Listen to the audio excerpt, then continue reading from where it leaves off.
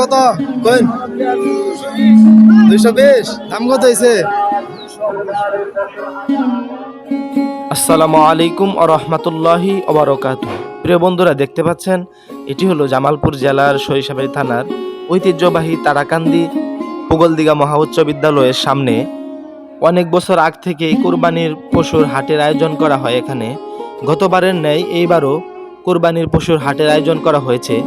এখানে জামালপুর জেলার বিভিন্ন স্থান থেকে কুরবানির গরু বিক্রয় করার জন্য পাইকার এবং কৃষকেরা নিয়ে চলে আসে।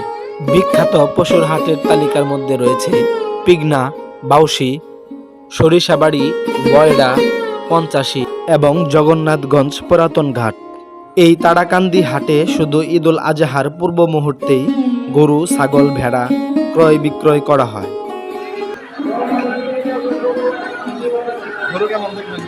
আলহামদুলিল্লাহ, অনেক গরু উঠছে। চলেন এখন আমরা গরুর দাম জিগাই। কত কইন 220 দাম কত হইছে?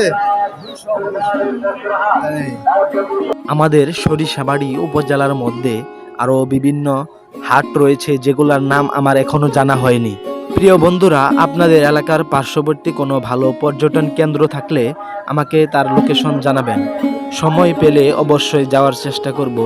আর প্রিয় বন্ধুরা, আপনাদেরকে রিকোয়েস্ট রইল, যারা এই তারাকান্দি কেন্দ্রস্থলকে চিনেন, কলেজকে চিনেন বা তারাকান্দির আশেপাশে আমাদের সরিষাবাড়ি উপজেলার মধ্যে আছেন, ভিডিওটি অবশ্যই শেয়ার করবেন।